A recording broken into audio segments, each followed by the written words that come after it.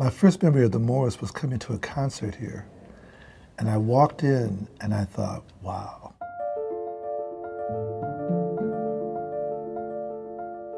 Before the show's even begun, the show started, and it's the Morris. This thing is so beautiful. I just love this Morris. I really love it. To be in a city like South Bend, you might not expect a place like this to be here. If you ever get a chance to stand at the center of the stage, you're standing where the greatest performers in the history of civilization stood. We've had Elvis, we've had Houdini. Frank Sinatra, Cab Calloway, the Mills Brothers. The biggest movie moment in South Bend happened when they premiered the Knute Rockne All-American movie with Ronald Reagan. There just hasn't been anything like it before or since. It was quite the night in South Bend. It did real well up until about 1959 when the new black and white televisions came and everybody was home watching the televisions. It almost got destroyed. There was a wrecking ball ready to tear it down. And local philanthropist Ella Morris saved it from the wrecking ball. For this thing to still be standing 100 years later, I'm so glad that people had the vision to not tear it down and build a parking lot.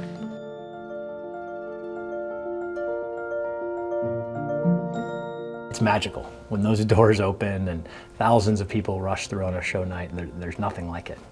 It's the emotional epicenter of our community.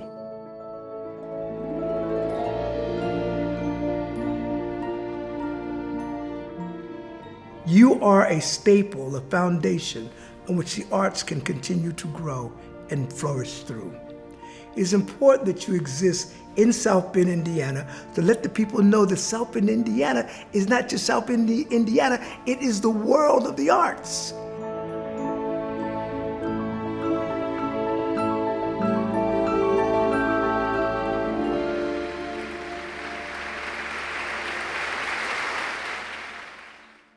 A Century at the Morris is brought to you by our gold level sponsors.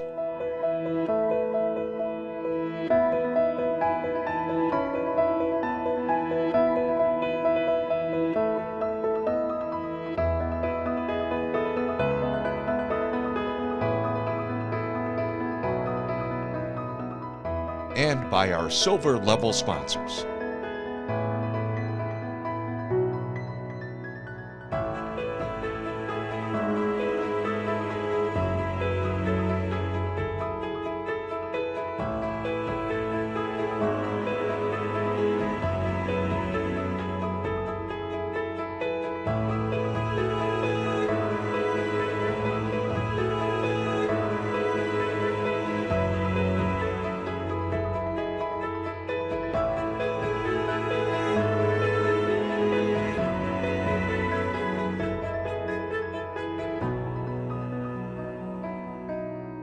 Thank you.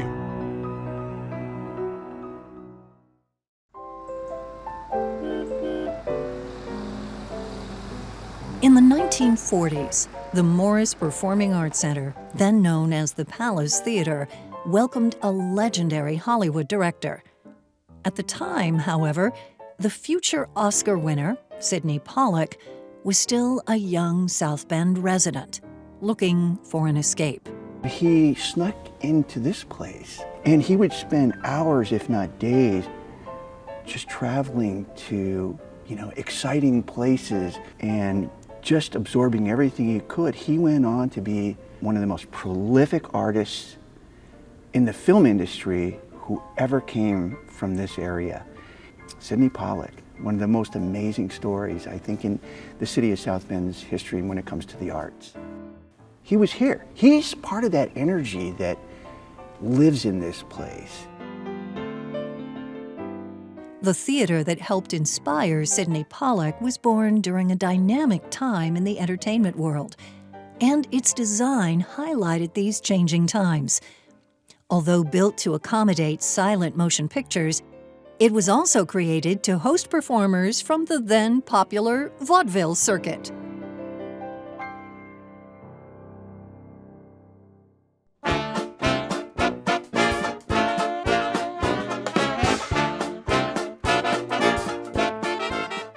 So vaudeville was a form of entertainment where people developed a short act.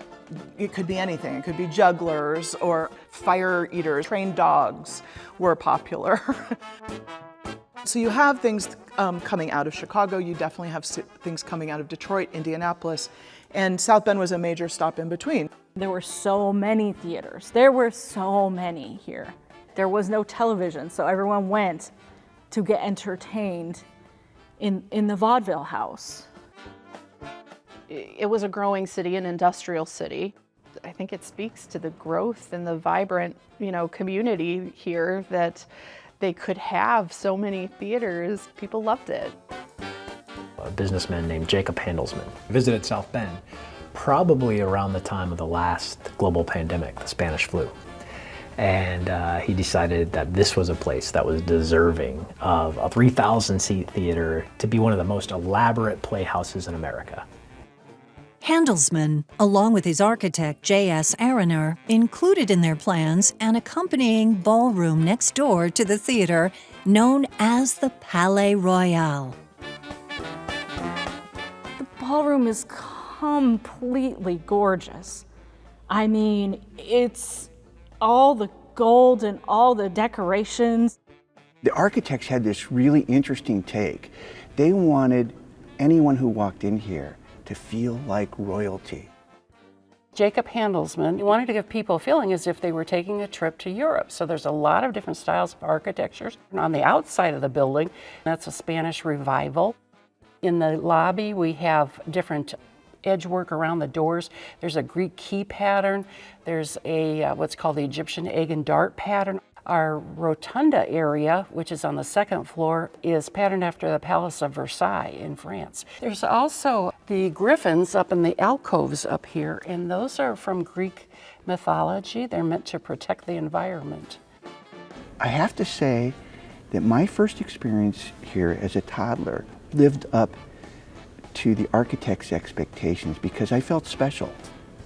And I was just 5 years old. It's a pretty neat place.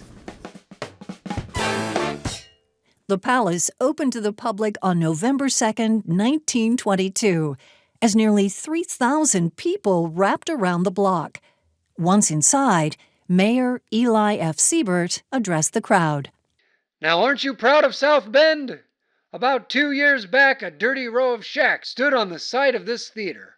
South Bend ranks first now, not only for its industries, but for its theaters.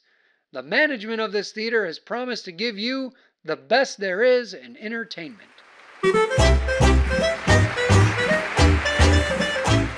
During its early days, the management made good on its promise as some of the biggest stars of the day graced the stage. Will Rogers, the Ziegfeld Follies, Burns and Allen, the Kids from Our Gang, and even a young Bob Hope.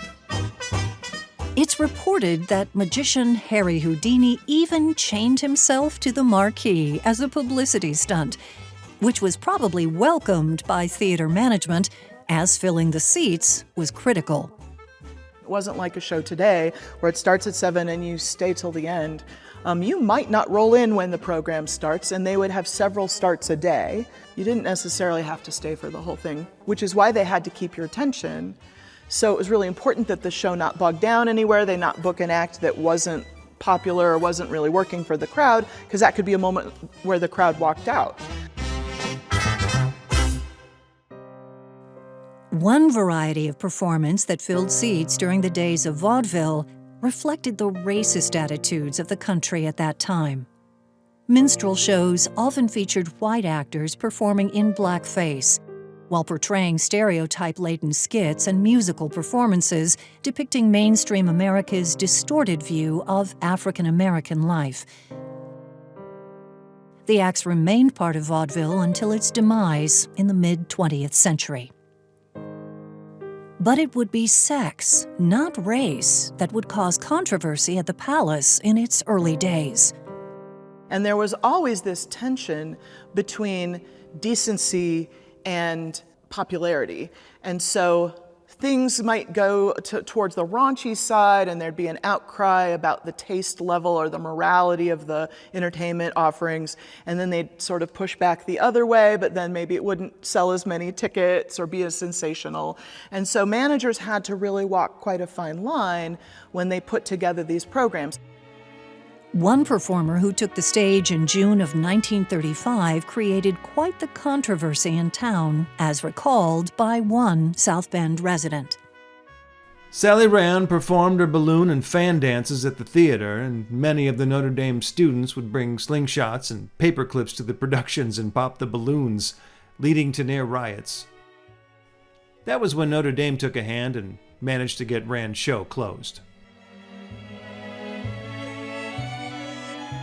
Decency protests would not spell the end of vaudeville, but its days were fading fast, even as the Palace welcomed its first patrons back in 1922. That year saw Indiana's first commercial radio station go on the air in South Bend. The new medium would have a drastic effect on the entertainment world. The unfortunate thing for vaudeville is you could tell a joke for 30 years, the same joke.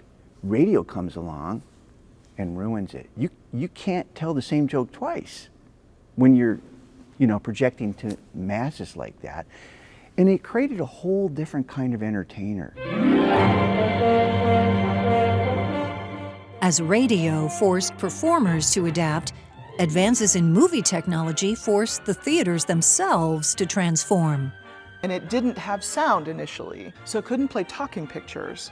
That revolution happened very quickly, about 1928, and everybody scrambled to install sound equipment so that they could play talking pictures. The talking picture playing at the Palace on January 10th, 1935, strangely mirrored events taking place outside of the theater that same day. Where's your friend, Jimmy? He's out in the kitchen, cooking up something. Combustion! At 4 a.m., a bomb exploded on the corner of Michigan and Colfax, ripping through the Palace Cafe on the ground floor of the Palais Royal building. Although insurance fraud was suspected, the case remains unsolved to this day. After repairs, the Palais was ready to welcome dancers once again, and the big band era was in full swing.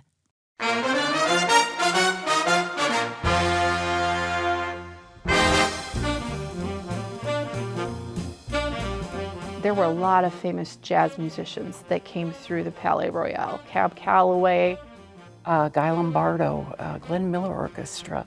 Dick Juergens, Louis Prima. Jimmy and Tommy Dorsey, Duke Ellington. It was just great to watch those people perform. People came and they danced.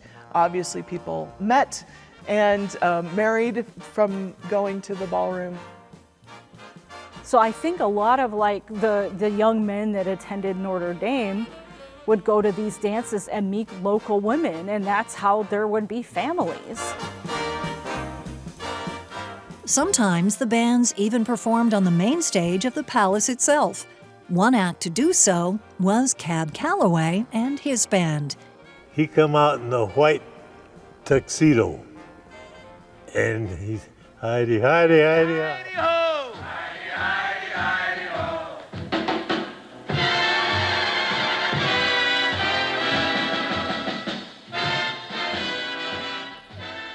Where I was brought up, there wasn't anything like that around. There were polka bands, but they were what? Accordion, drum, much different music. And man, he was just super. He's a great performer.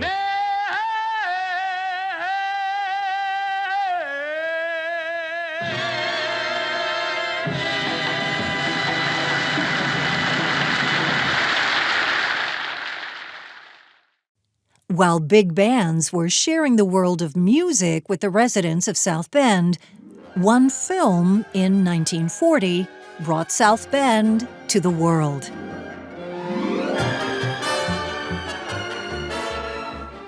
The biggest movie moment in South Bend happened when they premiered the Knute Rockne All-American movie with Ronald Reagan, not just here, but across the street at the Granada and down the street at the Colfax. They had all of the cast here, and they closed off the street between the Granada and the Palace, and they had a big square stage in the center where they had everybody and they were introducing them, and it was a huge event. Thousands and thousands of people gathered in the streets, and you know, it's like, what for? Well, maybe for the chance to glimpse somebody famous coming into the theater. Such a gala night, and movie stars in fancy cars. There just hasn't been anything like it before or since. It was quite the night in South Bend. And while the premiere of Knute Rockne All-American brought Hollywood to Michiana, Michiana has had its own impact on Hollywood over the years. The region has given the entertainment world the talents of Vivica A. Fox, Larry Karaszewski, Michael Warren, Nathan Gunn, Tracy Johnson, Adam Driver, and many others, all who found a calling in the arts. Art is transformative. It takes you from where you are to where you probably need to be or can be. It was the arts that opened the door for Sydney Pollack to become a world-renowned film director. And while shows at the Palace were an inspiration, it would be a South Bend school teacher that ultimately helped Sydney and his brother Bernie channel their creativity. And they were students of James Lewis Cassidy, who was a noted local theater teacher. Mr. Cassidy really inspired people to have a love of theater, have a love of the arts. And Sydney and Bernie both went on to have professional careers, Sydney as an actor and a director, and Bernie as a costume designer. When Mr. Cassidy retired in the 70s and they held this retirement party at Notre Dame, they seated Mr. Cassidy next to Sydney at a table and set up a phone, and people all night would call in from all over the country and wish Mr. Cassidy well in his retirement. Another Oscar winner has a slightly more indirect connection to the Palace. Andrew Jones has won 2 Academy Awards for his visual effects work on Avatar and The Jungle Book. His father, Rick, claims his son's success was predetermined at the Palace Theater in the 1950s, when Rick was working as an usher. I keep telling him, remember, where all this came from was me making popcorn in the Palace Theater back in 1954 and 1955. I said, that's where it started. Some of the butter that rubbed off on the popcorn also rubbed off on you. They didn't always have the best movies here. It was considered a B-movie house. But the one good thing is every now and then they'd have a stage show.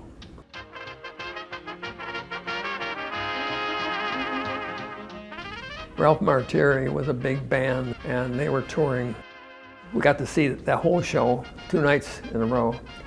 And then when my buddy and I were out doing the sign change that night, out comes the assistant director here called Rosenberg. But we called him Rosie. And then the head manager here, he yelled up to me, he says, Rick, when you're done, come on in and we'll introduce you and get you some signatures. And so that was just a typical nice gesture that he made. And he and Rosie did that to all the ushers. They were just as nice as can be to you. You can tell when you're working for somebody that wants to treat you like family. And that's exactly what they did here. And so I didn't know that they were falling on tough times.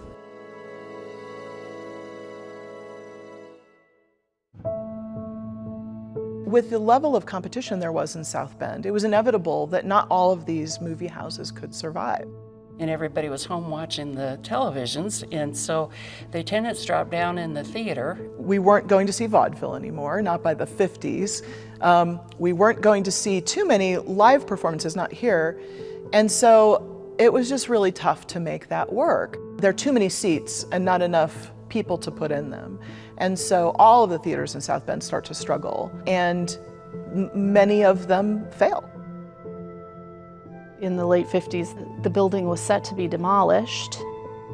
The theater was unbelievably close to the end. People may not understand that the furniture had been auctioned off. The light fixtures were being removed. There was a wrecking ball ready. It was ready to tear it down. The palace would find its savior when South Bend resident Ella Morris heard of its coming demise. My mother was a child when this happened, and she was saying that she remembers when her mother heard that the palace was going to be turned into a parking lot. And my grandmother wasn't very large, she was a very diminutive person, and evidently she just rose right up and said, well, that's not going to happen.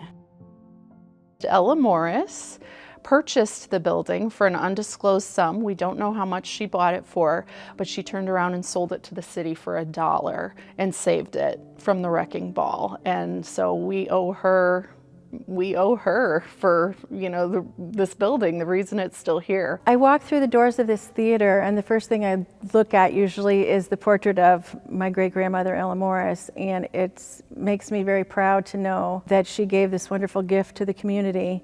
And I think that my hope is that this building will always be here and that generations keep coming in and learning and enjoying. If I got to see Ella, I would give her a big hug and say thank you.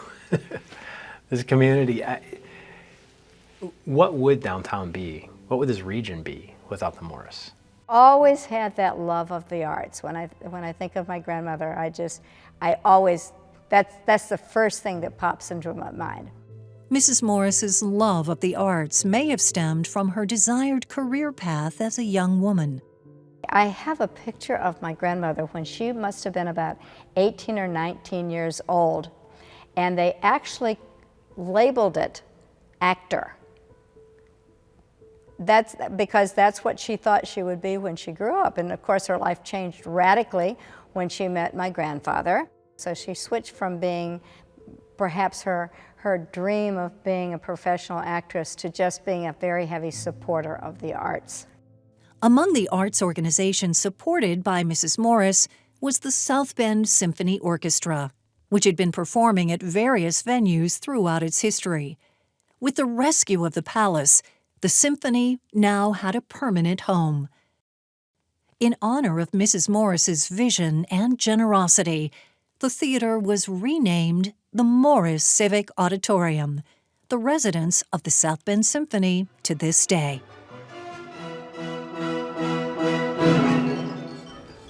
This theater is home, and you just cannot underestimate the power of familiarity. To come to work here, in my hometown, in my home theater, with all its history and the history and the memories we're creating every moment that we're here, this is a very special theater to me, and we love performing here.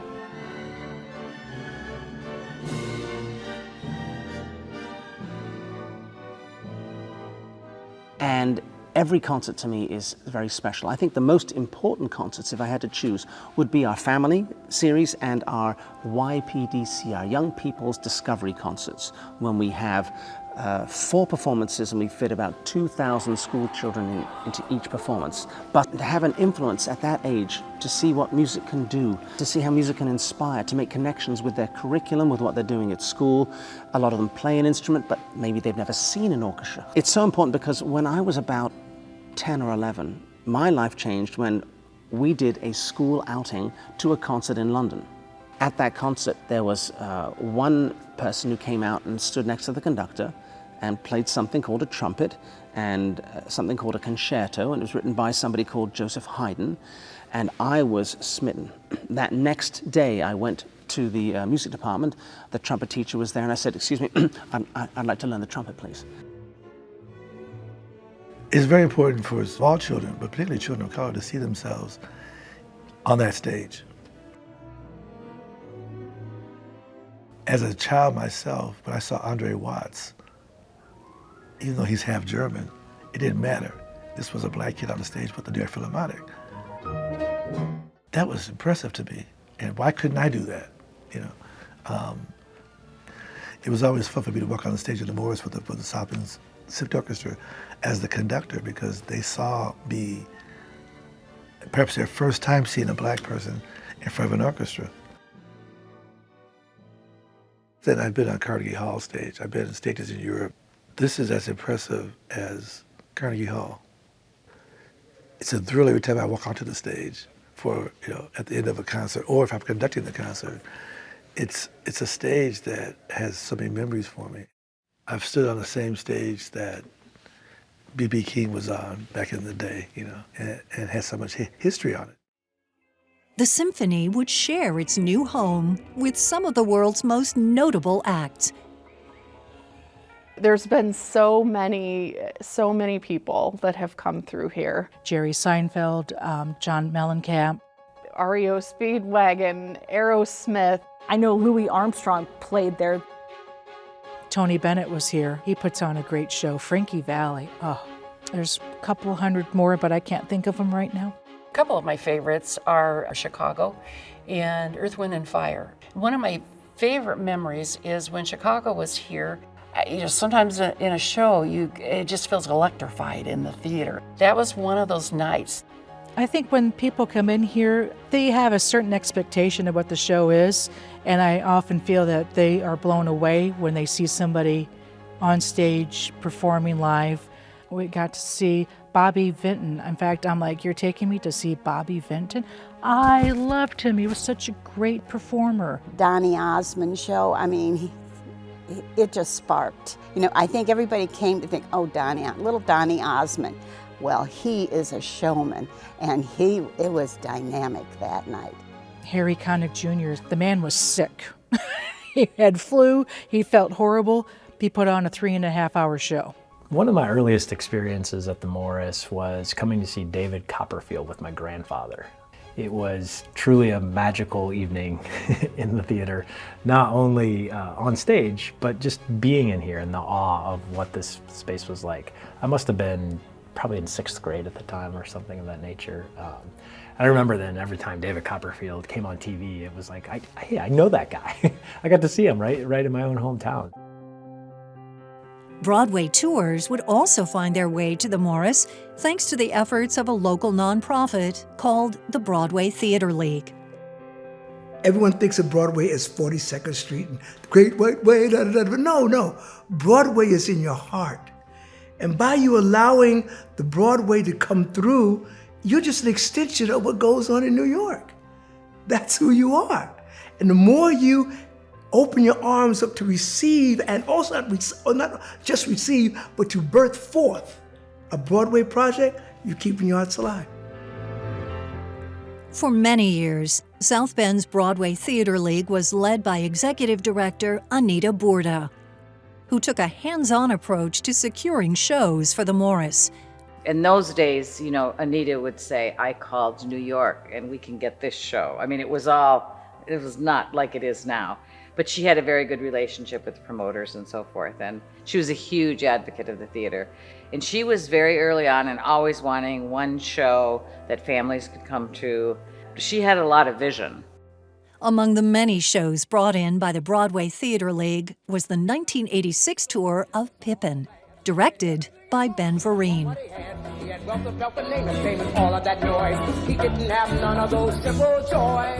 Bob Fosse's Pippin means the world to me. Bob handed me the baton and said, direct this, and we took it to you, and you received us. Purposeless and flat. Aren't you glad you don't feel like that? As Broadway productions became more elaborate, it became clear that the Morris would have to adapt to remain a suitable venue. And people didn't realize that half the show was left on the truck because it just physically would not fit in the building. So we got to see some of the shows, but it was almost like a watered down version of it. I remember one show in particular was Will Rogers' Follies. There was a great show. And they had this girl perform, and she was in this big champagne glass. Well, we never got to see the champagne glass because it wouldn't fit through the loading dock door. Ironically, the same tool that threatened the theater in 1959 was utilized to create the new Morris. They used a wrecking ball. And I was standing in the back watching it, and it was exciting and the emotional, and we were crying because the building was gone. It's like, oh my God, this is permanent. No turning back now. But that was such a moment for that. And it's something that I don't think will ever happen again, that feeling of, this is the end of it and this is going to be new. That was a pivotal moment in the theater's history because that opened the door to these nationally touring Broadway acts, which have become synonymous with the Morris today. After being closed for 26 months for renovations, the newly renamed Morris Performing Arts Center reopened in March of 2000 with Chicago the Musical and a grand reopening celebration featuring actor and director Ben Vereen. It's always wonderful when you're the first. And being reborn into the new expression of themselves and allowing me to come in and be that birthing place, that was wonderful. And look at you now, here, going on 100 years, my God. The renovated Morris allowed for greater spectacles to live on its stage. But at its core, it continued to do what it had already been doing for decades. This is a quote from an actor named Simon Callow. It says, "To enter a theater for a performance is to be inducted into a magical space, to be ushered into the sacred arena of the imagination." I think that's very true.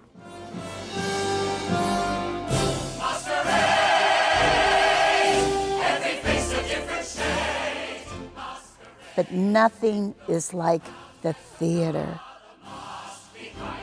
It creates a reaction from you.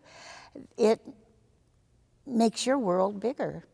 For those 2 hours, you're transported to somewhere else completely. I think theater is a cathartic release for so many people, of time they can just be with the folks in a room that transforms into something that they are not used to.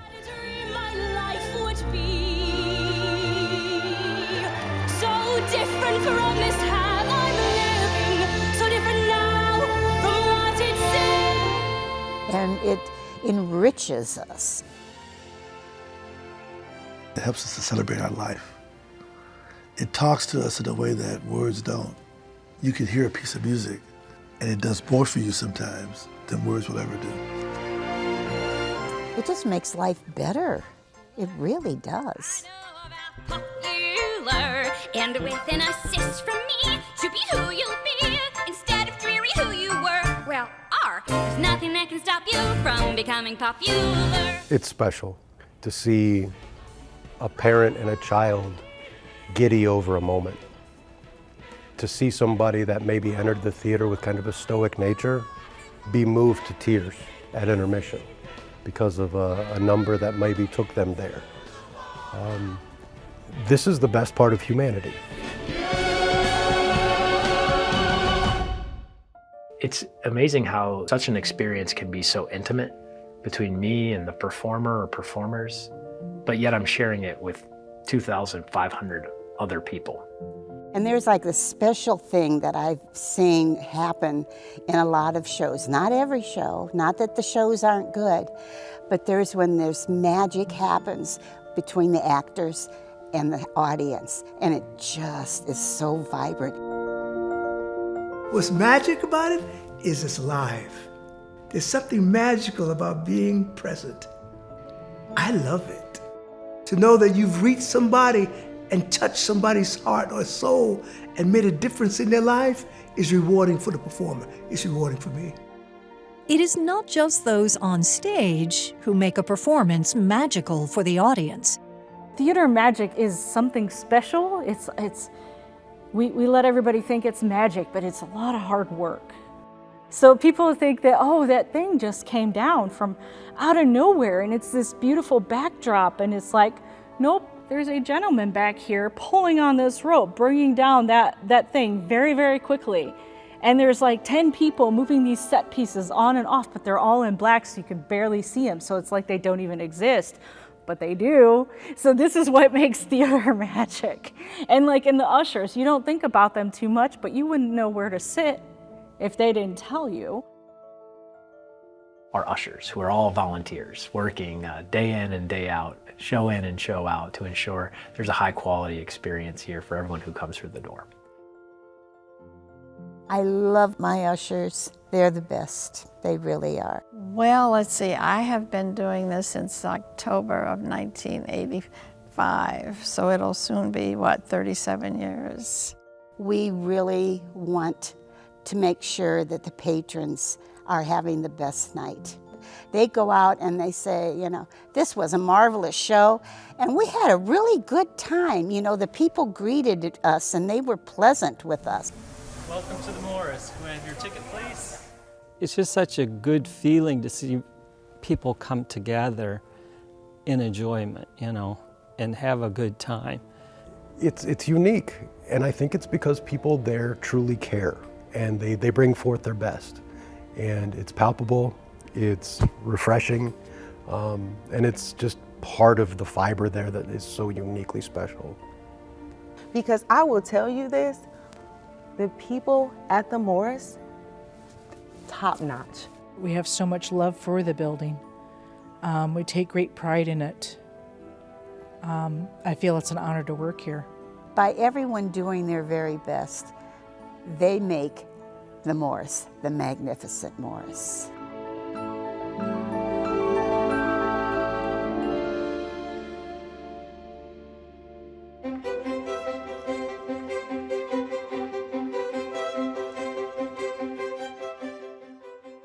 In addition to hosting national Broadway tours, the Morris also serves as a venue for local arts organizations. I firmly believe that everybody benefits if there's a rich arts community here, and luckily for us, there is. And the Morris has been an anchor for that. Southold Dance Theater is a local dance company that has been doing the Nutcracker in South Bend. I believe last year was their 40th anniversary doing it. So every December, we look forward to hosting them here. They spend a week doing rehearsals, and they usually have 3 or 4 performances. And we're lucky that we have a local group that puts on an extremely professional production. It's interesting to see the kids that actually danced in Southold and see where they are now. Some of them have gone on to dance at the Joffrey Ballet in Chicago. Southold and being able to perform at the Morris has really changed my life completely. I never thought this would be something I'd be pursuing, and now it's all I think about most of the time. This year I'm going to be competing at the Prix de Lausanne in Switzerland. Prix de Lausanne is the premier dance competition in the world. The top dancers from every country go, and it's a once-in-a-lifetime opportunity. Without the Morris, without a space like this, we wouldn't have been able to foster some local groups like Southold Ballet Company or South Bend Civic. Those groups all benefit from the space being here. And because those groups exist out in the community, again, the community is the richer for it. So the arts has this kind of multifaceted impact on a community, right? We talk about the kind of aesthetic beauty and cultural access that happens and the kind of social unity, but it's also the economic impact. We have people that come from Ann Arbor, Michigan, Cleveland, from Cincinnati, from Chicago, from Indianapolis, and they just have a whole weekend here. And they all come and say how beautiful this theater is. all the restaurants and hotel rooms and commerce that's supported, we estimate an average of about 200 jobs a year are supported just because we have the theater here. And that's jobs outside of the theater. There's so many jobs that are created because of this place. And I'd venture to say there's more people working backstage behind the scenes than there are out on the stage at any given time. Being the wife of a banker, I know that having something like the Morris Civic Auditorium is really resonates with people that my husband wants to bring into town and to move to South Bend. And he always likes to show off the Morris because it's such an extraordinary building and they do so many amazing things here. Organization called Polestar, which actually measures all the theaters in the world, and they rank them according to ticket sales and attendance and so forth. And the Morris has constantly, over the years, ranked certainly in the top 100, many times around 75 or so. And I think the latest ranking, we were number 55 in the world. It's a remarkable thing when you think about the size of South Bend, the size of this region. We're creating a city where people want to live. Having access to this quality of world-class entertainment right here in our own community creates that type of place. Another way the Morris contributes to the community is through the long-running Fridays by the Fountain concert series. It's free to the public. We have food trucks out there. We have a band. We always get a good crowd for that. It's truly a great lunchtime event.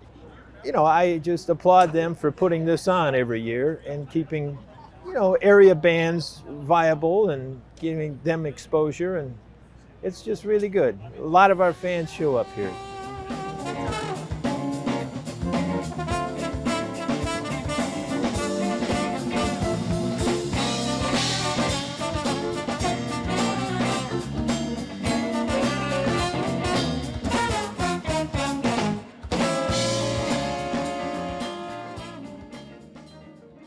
Another draw to downtown South Bend is the Palais Royale Ballroom, which serves primarily as a venue for private events. The ballroom had fallen into disrepair during the 60s and 70s, but the community would rally to give it a new life, one that still includes a healthy amount of dancing.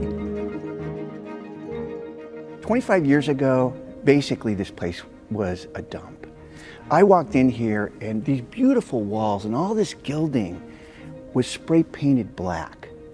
It had been a nightclub, it had been a bowling alley. I went up in the mezzanine and I found receipts, and I thought, what are these from? And then somebody told me, well, there was a bowling alley here and they were receipts for bowling shoes, things like that. And it took a real commitment and vision by a lot of people in the community to see what this place once was and what it should be again. And they restored a single medallion. So there was this black, huge black room and a single medallion that people could come in and look at. And just that was so moving to people that they said, yes, this should definitely happen, this should get fixed. And they were able to restore the Palais. And what a treasure it is as well. They brought craftsmen out of retirement to replace a lot of the crown moldings and the special moldings in architecture.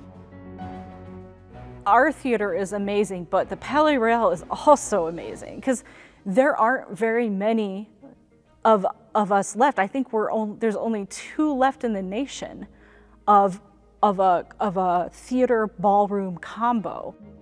The elegance that exists in that historic ballroom.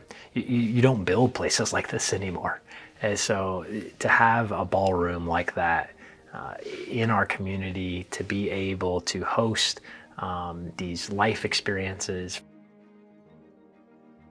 In this very room, 1942, Francis Gill and Teresa Cahill met and had their first date. And now 80 years later, their youngest grandchild celebrates her wedding reception here.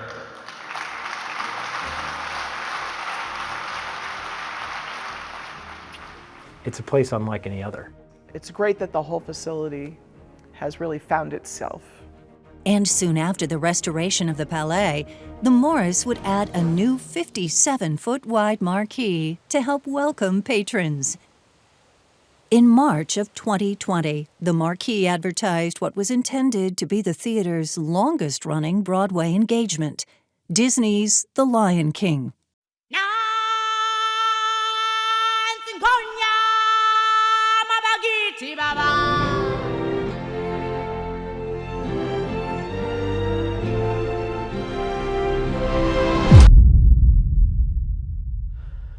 So, I'll never forget the date. March 12th, 2020. It's a day in the theater world that came to be known as Black Thursday. It was the day that all the theaters closed due to COVID. We spent the ensuing few weeks refunding tens of thousands of tickets and disappointing a lot of folks. But we didn't know, in the early days of the pandemic, we didn't know how long it was going to last. It was like time stopped here. The people working the show packed up their personal things and left the next day, but the show stayed here. The set, the costumes, the props, everything was here. It was kind of eerie. I walked backstage and looked at, here's the elephant, and it's just all sitting here. Like they could have shown back up at any day. It was July that they actually came back and started packing things up. We were holding out hope for so long that something could change and maybe they could come back and finish the run. But, little did we know. We were effectively dark for almost 18 months straight. Not a show, not a single show, not a single patron in any one of these seats for a year and a half. That's incredible. When we were able to reopen again, we were able to open at about a 25% capacity. And we were blocking off seats, requiring masks and all that kind of stuff. So I was talking to people at the health department every other week, getting updates, county health department, about what we needed to do and what protocols we needed to follow. And yeah, it was tough, but we came out on the other side and we're all happy that we're back. During its COVID-induced rest, the theater revealed some signs of its age. We discovered during Lion King that our 100-year-old concrete floor, the main floor that holds all the seats, was crumbling. That's like, yeah, we knew it was time that we needed to start doing something, or this theater won't be around for another 100 or plus years. As the theater neared its 100th birthday, the community once again rallied to support the Morris. So the Morris Performing Arts Center, ever since Ella Morris gave it over to the community, has been owned by the community. And time and time again, the community has stepped up to help care for the space, to help illustrate how important it is to them. I think of the folks who fundraised to help restore the Morris on 2 previous occasions before this 100th year moment, and then this time around. An initiative to help ensure that we remain extremely competitive, extremely accessible, and extremely relevant for the next 100 years. And we have a very generous community. We do. We have over 30 people that are in the 2022 Society, which is $100,000 or more, but we also have people who've given $5 and $10, and we really want this to be a community investment.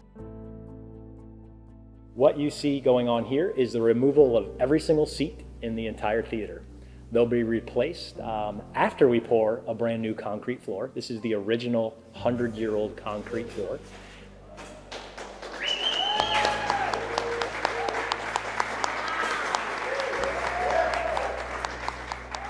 And I'm so excited for what's getting ready to happen, and I'm so excited for the next generations that will experience great entertainment and arts right here at the Morris Performing Arts Center. Thank you. The current fundraising campaign goes beyond the bricks and mortar of the theater itself. Equity in Arts program is something brand new that we're unveiling as part of the Morris 100 initiative. We went out to the community and asked, what do you think of the Morris? Is it accessible? If you go, what do you like about it? If you don't go, why not?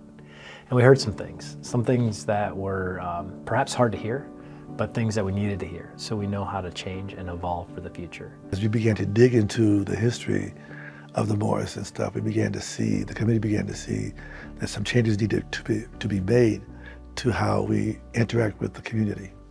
When you walk through these doors, if you're not a person familiar with the arts, it can be very intimidating. If you don't see anybody that looks like you in that space, if none of the ushers look like you, none of the ticket takers look like you, if the audience is mainly white and you're not, you feel like you're in this space that doesn't accept you. But I think it's important that the Morris represents who's the constituency of the city is. You don't just get people to come. There's a bunch of things that you have to do, and you have to be very intentional.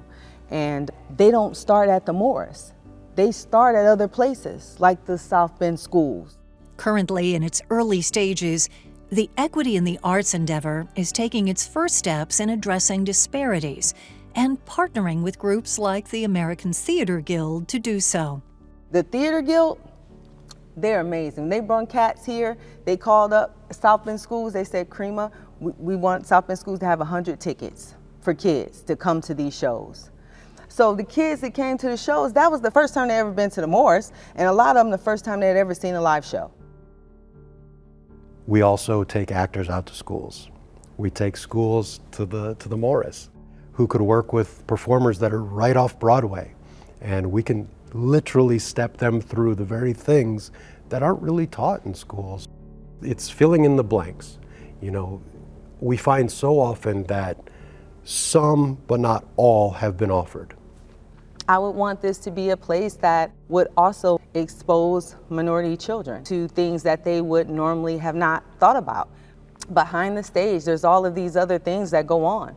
Makeup and wigs and hair and clothes and all of these things that they can do as a career. And I think the Morris gives that opportunity for kids to dream, imagine, wonder. The students that get in the arts programs and they are involved in the arts, they do better academically. To help introduce young people to the arts, a new program is pairing South Bend High School students with ushers at the Morris. And that will not only give them exposure, but if we can connect them with the ushers, and the ushers kind of show them around and what they're supposed to do and how to greet people and all of that, that is a win-win situation. Because we can help young people, but also the people coming in that see younger people or minorities saying, okay, there's people here that, you know, younger people or whatever that look like me, you know? So that in itself could be huge. We need to look at, as part of the Arts and Equity program, how do we bring in the acts that are designed for not just people of color, but for everybody. And from that, we can all learn more about ourselves and about each other. I learn every day about the cultures of other people, though they aren't. All of these things compiled makes us a better community overall. The community may soon see a new building as part of the Morris Performing Arts Center. Plans for the Racklin Murphy Encore Center include amenities to enhance the visitor experience and also provide space to help spur local artists to success. I love the fact that they are trying to create a communal space to give someone a home for their practice, their thoughts, their considerations. People will meet there, people will commiserate and share ideas, and isn't that like the greatest thing that ever happened in history? As the Morris turns 100 years old, it continues to overcome and evolve like the community in which it stands.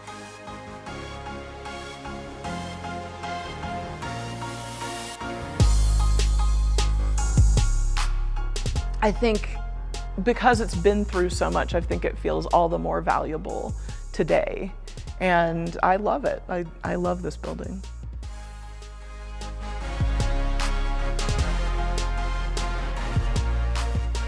How many 100-year-old theaters are even doing what they're doing now? And growing? Come on.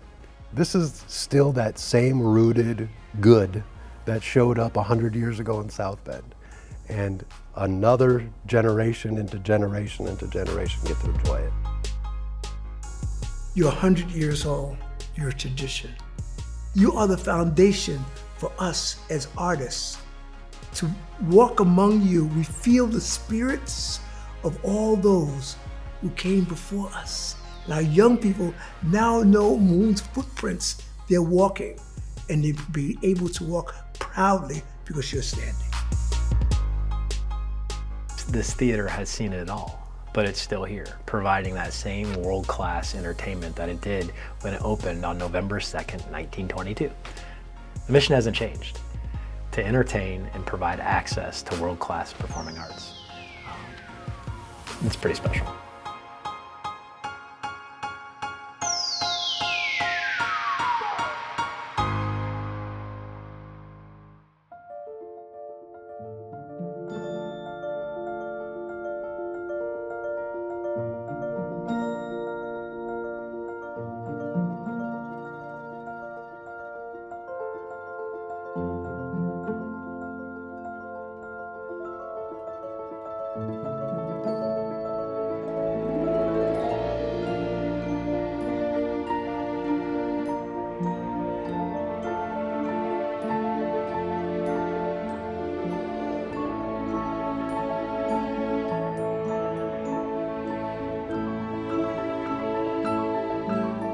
Happy 100th birthday to the Morris, and I'll see you on your 200th birthday, okay? A Century at the Morris is brought to you by our gold level sponsors.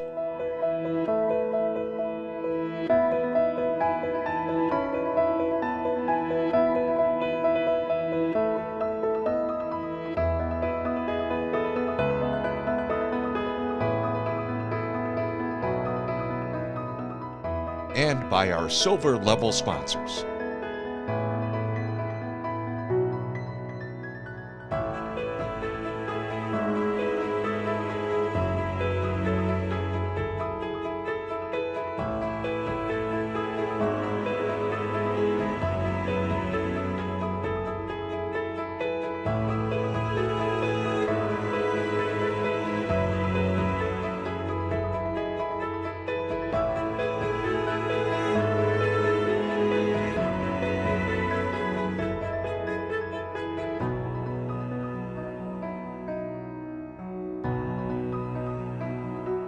Additional funding for A Century at the Morris has been provided by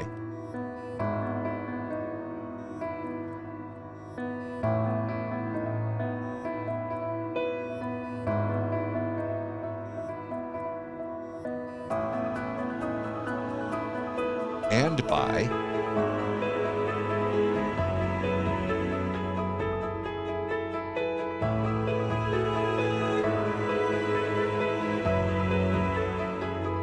Thank you. This WNIT local production has been made possible in part by viewers like you. Thank you.